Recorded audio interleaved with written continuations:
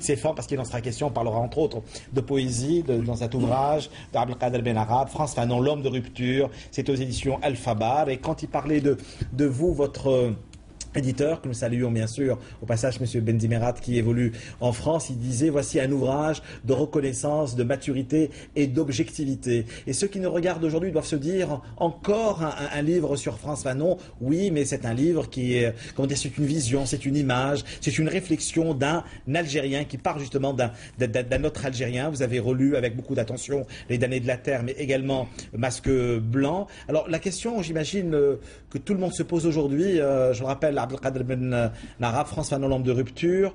Quelle est la différence entre Fanon et les autres écrivains de la négritude? Bonjour et merci ou plutôt bonsoir et merci pour l'invitation.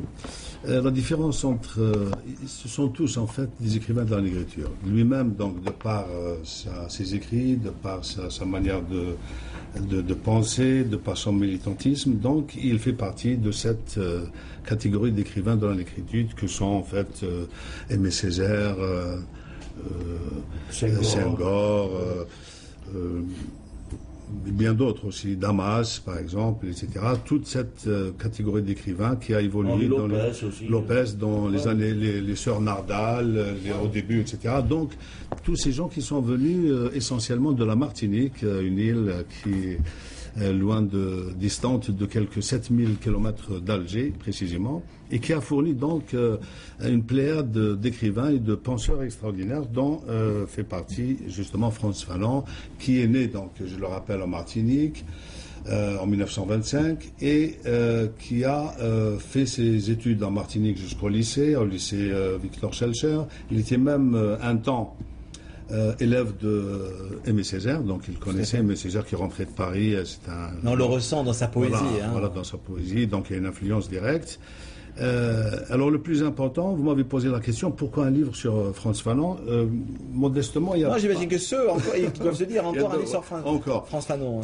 Du côté peut-être voilà, de la Méditerranée, de l'autre côté de la Méditerranée, oui, mais sinon il n'y a pas eu beaucoup d'écrits sur Fanon en Algérie. Bon.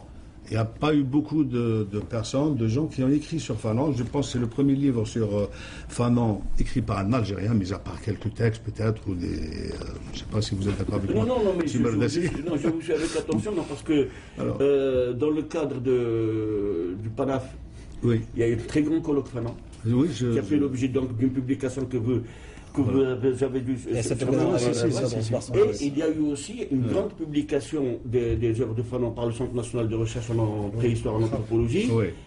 Et il faut aussi préciser, je sais que vous le savez, qu'une partie de la bibliothèque Fanon a été déposée auprès de ce centre-là par son fils. Absolument, par Olivier, avec lequel j'ai... On a eu le plaisir de recevoir ici.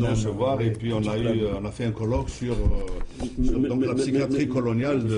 Voilà. Tout ce qui peut rappeler ce travail-là est important. Voilà. Le problème, c'est que c'est des textes un peu disséminés, j'allais dire. Moi-même, j'écrivais pas mal de papiers dans le quotidien d'Oran, quelques autres journaux nationaux. Donc en rappelant, c'était un peu l'occasion aussi de la commémoration de sa mort, de l'anniversaire de sa mort, donc 6 décembre 1961, donc juste avant l'indépendance algérienne, il y a à peu près une cinquantaine d'années. Donc sur la demande d'amis avec lesquels je travaille, notamment à Dakar et à Paris aussi. Donc ils m'ont demandé de faire une petite plaquette au début, initialement, pour la distribuer en Afrique.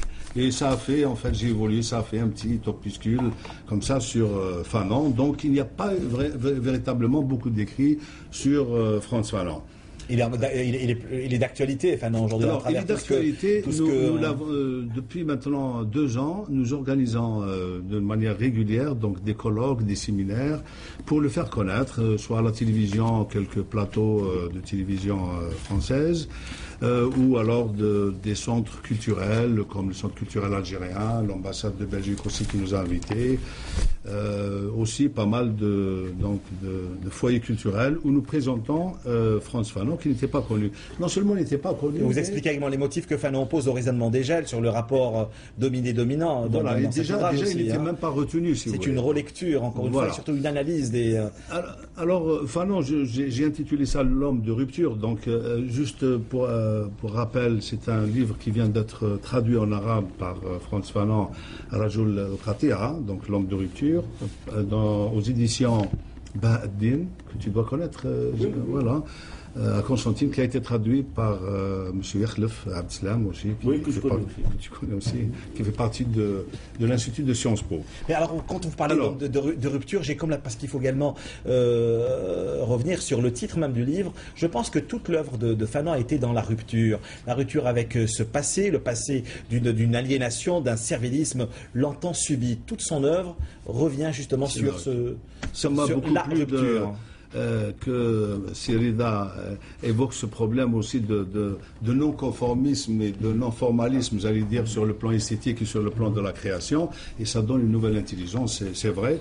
Là aussi, pourquoi j'ai opté, j'allais dire, et j'ai choisi ce grand écrivain, parce que tout simplement, il a rompu, si vous voulez, avec toutes les certitudes historiques, et il a rompu d'une manière générale avec l'orthodoxie scolaire, qui tirait un peu sa vanité, notamment en France, qui tirait un peu de sa vanité de toute une glorification, de toute une mystification, d'une France triomphante, etc. Une France triomphante et positive. Et positive. Lui qui vivait en Martinique et qui subissait en fait tout ce régime, si vous voulez, de décalage et de racisme entre le blanc et le noir. Donc il a, si vous voulez, intégré tout ça, il a intériorisé tout ça. Par la suite, il est allé, pour rappeler un peu très succinctement et très rapidement son parcours, il est allé à Lyon, donc faire des études de médecine. Là aussi, il a remarqué, donc lui, il vivait confortablement en fait, dans une fratrie de 8 enfants, je crois, un père fonctionnaire de douane, une mère commerçante. Il n'était pas vraiment touché, directement touché par, si vous voulez, le racisme et les problèmes un peu de marginalisation, etc. Sauf que lui, il avait une sensibilité, développé une sensibilité assez particulière, et il voyait quand même que le noir n'était pas vraiment l'équivalent du blanc en